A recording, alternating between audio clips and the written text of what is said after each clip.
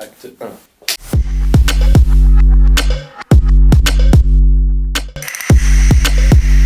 C'est sûr que vous êtes sur le Freeride World Tour, c'est un accomplissement de carrière. Faire partie des 20 meilleurs skieurs mondiaux, c'était un rêve de gamin. Et en plus de réussir à me battre avec eux et de montrer que j'ai ma place là-dedans, c'est plaisant et agréable.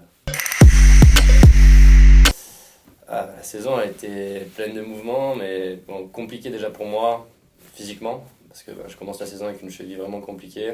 Mais bon, j'arrive à limiter la casse avec un premier top 10. Deuxième compète, en plus de la cheville, une grippe. Pas énormément de chance physiquement, on va dire. Et là, je commence à aller un peu mieux, donc j'ai pu montrer en tout cas un petit peu de quoi j'étais capable. Et enfin, skier comme j'avais vraiment envie de faire. Donc voilà, ça me fait un top 5 et je pense que c'est que le début. Donc c'est encourageant pour la suite. Ça m'a dérangé dans l'entraînement, on va dire pré-compète. J'ai dû juste skier, glisser au minimum. C'est le seul truc que la cheville me permettait de faire. Donc très compliqué d'arriver sur des compètes sans avoir skié et sans avoir un petit peu engagé et de voir de quoi on est capable. Heureusement qu'il y a l'adrénaline qui fait son job et qui nous permet d'occulter un petit peu les douleurs, même si clairement on peut pas être à 100%. J'ai eu de la chance voilà, d'avoir, on va dire, de limiter les effets sur le mental. Donc j'ai réussi à gérer grâce au mental et grâce aussi à la prep physique qui m'a permis de compenser un peu sur le reste.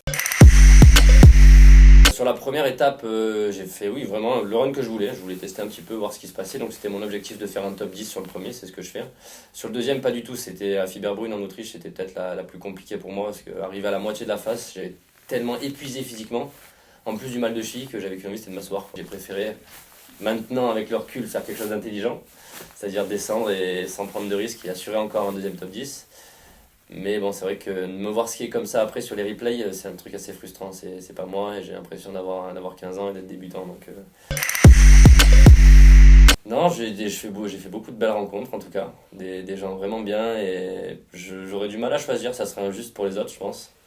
Mais c'est une belle famille en tout cas que j'ai rencontrée et avec qui j'espère faire un bout de chemin encore un peu long, encore long quoi. Mais non, il y a beaucoup de belles personnes, vraiment. C'est que des bonnes surprises.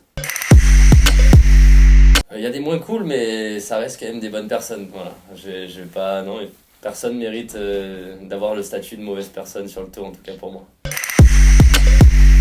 Sur le Freeride World Tour, c'était déjà un rêve. Faire le Bec des Rosses, si j'avais dû choisir entre faire le World Tour ou faire que le Bec des Rosses, j'aurais pu choisir que le Bec des Rosses. J'ai des souvenirs comme Seb Michaud avec un bac de 20 mètres, ou ces choses-là qui m'ont donné envie de faire ce sport et de faire cette carrière-là. Donc c'est magique de pouvoir être là-bas et de représenter la France en plus sur le Freeride World Tour, hein, sur cette finale. Jamais, c'est une surprise. Clairement, c'est le podium, voire la gagne. Je préfère, ça me dérangerait pas de tomber si tant que j'ai réussi à faire ce que je voulais et me louper sur voilà, on va dire un run très exigeant et pour voir si je suis capable d'aller sur le podium et d'attaquer ces premières places. On va pas se cacher, voilà, cette année c'est 11e pour l'instant, je vais peut-être finir dans les 10. L'année prochaine, c'est clairement, il faut attaquer le titre, puis on va voir comment ça se passe. Après Verbier, déjà, je vais skier un petit peu aussi pour moi, parce que l'hiver aura été intense entre les moments où j'ai pas pu skier, plus les moments de compète, les attentes et tout ça. C'est l'hiver, je crois, que je skie le moins depuis peut-être 10 ans. J'ai envie de faire un peu de montagne et de prendre juste du plaisir à me balader en montagne avec mes potes, et ça va être la première chose.